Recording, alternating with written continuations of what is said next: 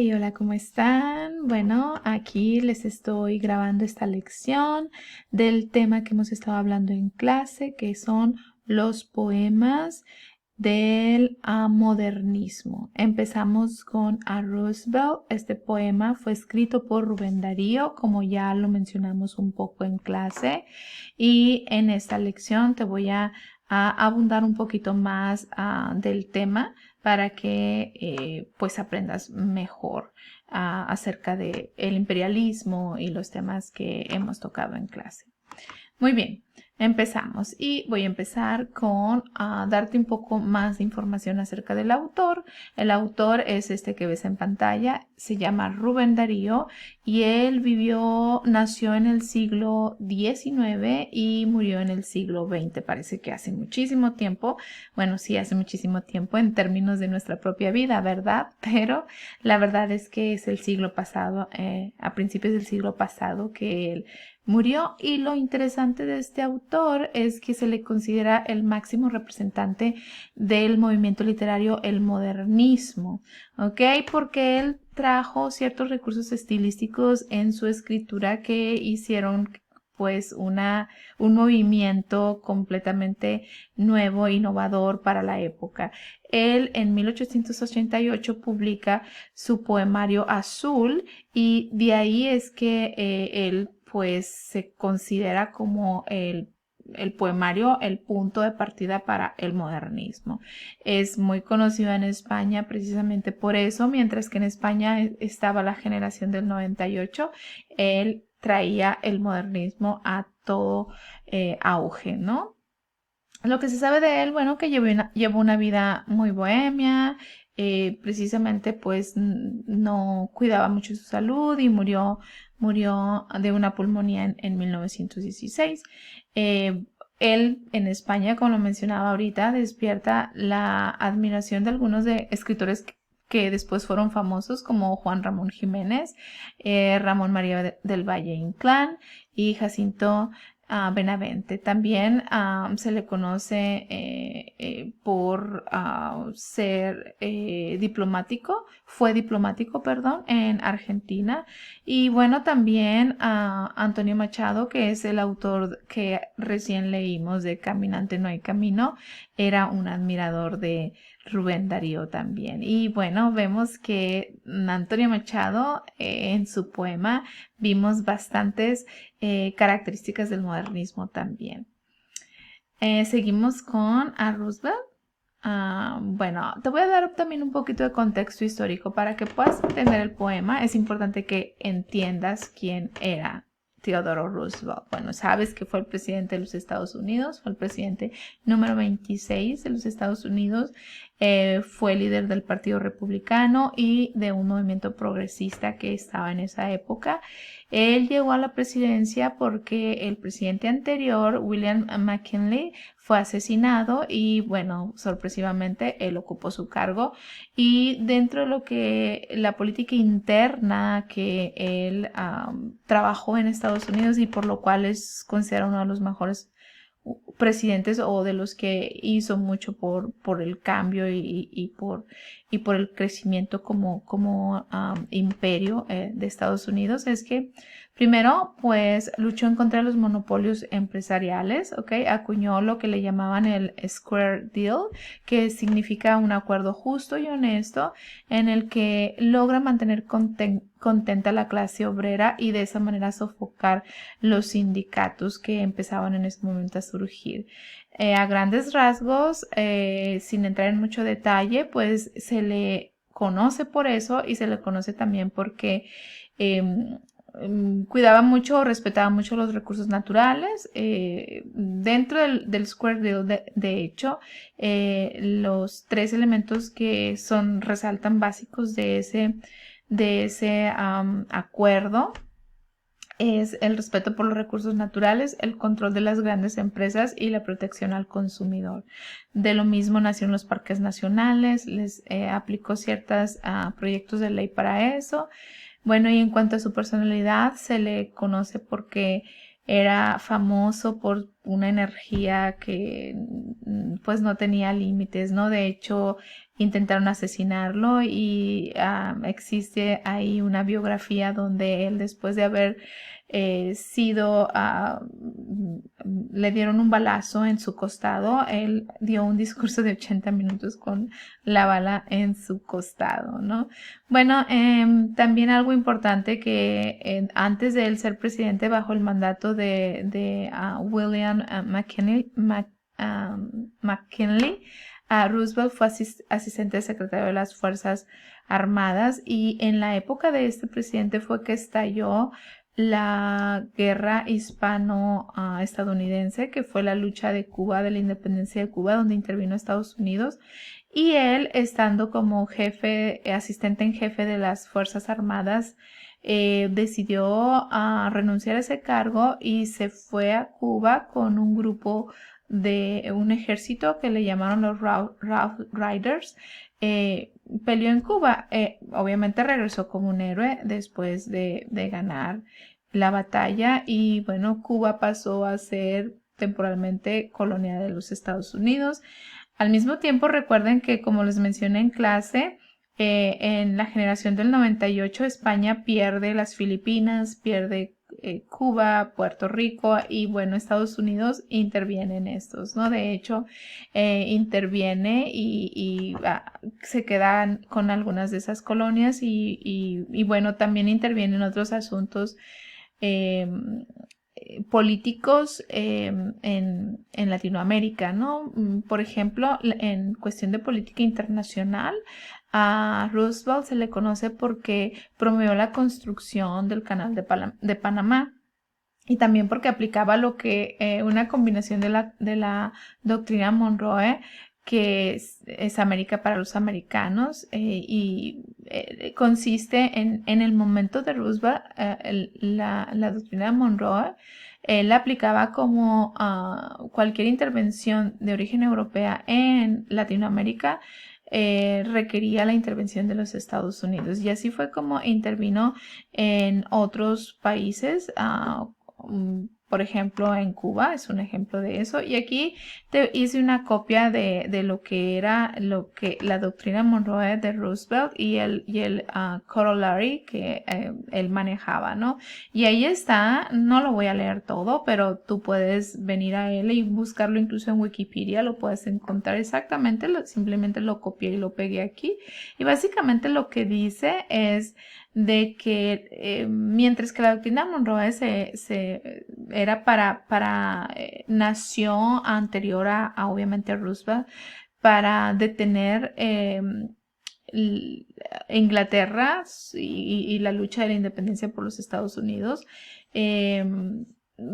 Él, con su corollary, lo que hizo es simplemente aplicar ese concepto y decir cualquier invasión o cualquier intervención europea, nosotros Estados Unidos vamos a intervenir. Y como puedes ver en la caricatura, es República Dominicana y Theodore Roosevelt en un barco de la US Navy con un cañón, peleando por la República Dominicana, ¿no? En este caso, obviamente esto tuvo sus partes positivas como sus partes negativas, ¿no? Muchos criticaban la intervención de Estados Unidos porque lo que hacía era traer beneficio a corporaciones americanas. En realidad no le traía mucho beneficio a los países latinoamericanos, salvo el beneficio de ser liberado de Europa, en este caso de España, ¿no?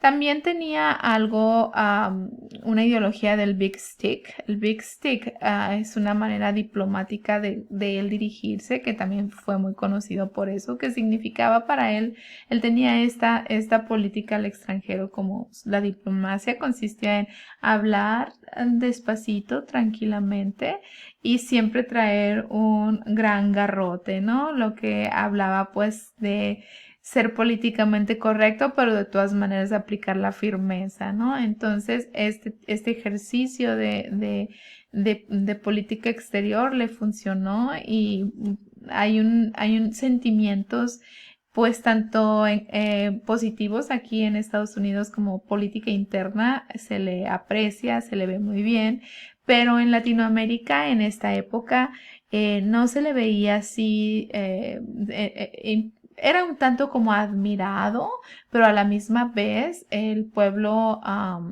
latinoamericano pues tenía cierto recelo a pues que se aplicara bullying hacia ellos, ¿no? O que simplemente se abusara, ¿no? Del poder, ¿no? Bueno, aquí vemos un poquito en esta imagen del poema, ¿no? Dice, eres los Estados Unidos, eres el futuro invasor de la América ingenua que tiene sangre indígena. Y ahorita más adelante vamos a ver con más detalle eso. Definitivamente Theodore Roosevelt se convirtió en un símbolo de lo que son las intervenciones latinoamericanas de los Estados Unidos en Latinoamérica, y pues Rubén Darío, que no tenía ningún interés político, ni tampoco era un político, simplemente le dedica este poema dejándole saber cómo exaltando a la Latinoamérica y al mismo tiempo dejándole saber su admiración y ese sentimiento encontrado de te admiro, pero también hay un cierto rechazo hacia las políticas intervencionistas, y bueno, eso es básicamente lo que el video trata, ¿no? Perdón, el poema. Bueno, ahora, antes de empezar el poema, me gustaría que también lo mencioné un poquito en clase, hablar de las alusiones. El poema tiene muchísimas alusiones y todas buenísimas, y es un poco complejo, de tal manera que si no sabemos quiénes son los personajes a los que alude el poema y lo que estos personajes representan, pues va a ser un poco difícil entender el poema. Vemos la primera alusión es Whitman Walt, que él era un escritor estadounidense, por supuesto, y que él celebraba la libertad y la dignidad individual, ¿no? Entonces, Whitman casi en la mayoría de sus escritos y sus poemas alababa la democracia, ¿no? La hermandad entre los hombres. Entonces hace alusión a Rubén Darío en su poema Whitman. Otro personaje al que hace alusión es George Washington, que fue el primer presidente de los Estados Unidos, como ya sabes. Y bueno, el primer jefe de la nación estadounidense que peleó contra el ejército armado, fue parte de una revolución, pues él fue el padre, se le conoce como el padre de la independencia de Estados Unidos, ¿no? Otro personaje que menciona es Nimrod. Nimrod es un personaje bíblico. Si alguno de ustedes ha leído la Biblia, este viene creo que es en Génesis, donde viene y habla de que hacen la torre de Babel, ¿no? Y él es uno de los líderes que hace esta torre, y en esta torre representa el poder humano, representa la fuerza humana, la unidad y todo lo que puede lograr el ser humano, incluso desafiar a Dios, ¿no? Entonces cuenta en esa parte de la Biblia que Dios destruye esa torre y les da diferentes idiomas a todos los que estaban construyendo esa torre, de tal manera que no se entendieran y que no pudieran construir una torre que lo desafiara, ¿no? Otro, y bueno, lo compara, ¿no? A Roosevelt, que también es Estados Unidos, como eres un gigante que construye y que incluso desafía a Dios, ¿no?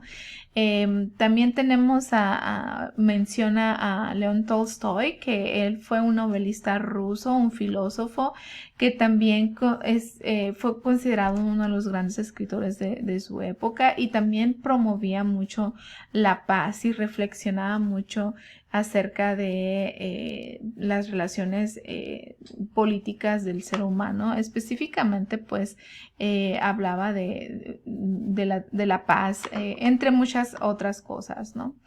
Otra alusión que hace es Alejandro el Grande, que fue un rey de Macedonia y bueno, logró muchas guerras ganadas y mucho territorio ganado por sus guerras. Entonces fue un conquistador, un guerrero expansionista, ¿no? Que ganaba con las guerras, y a través de las guerras ganaba territorio y ganaba poder. También menciona al rey Nabucodonosor. El rey Nabucodonosor también es un personaje que menciona la Biblia y que fue rey de la Gran Babilonia, la antigua Babilonia.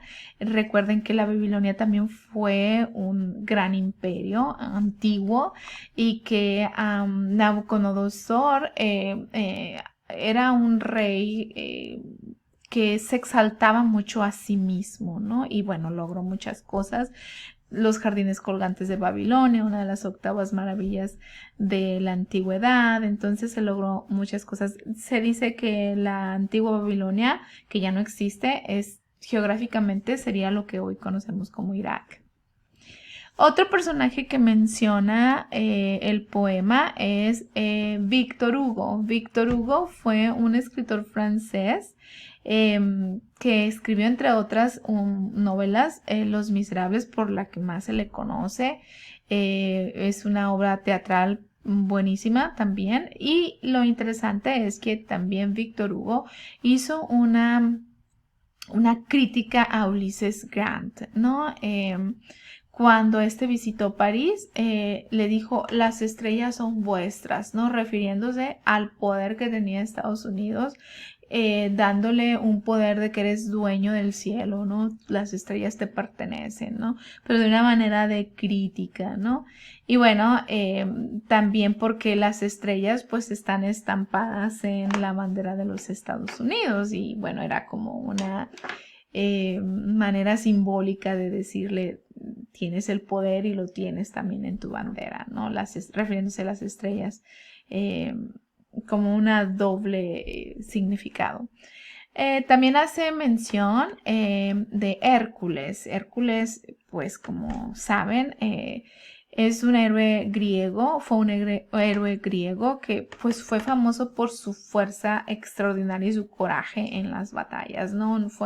Es pintado como un hombre valiente, fuerte, con la fuerza de un león, ¿no? Y bueno, pues hace alusión en el poema también a Hércules, como hablando de Estados Unidos como el fuerte, ¿no? O como Roosevelt el fuerte.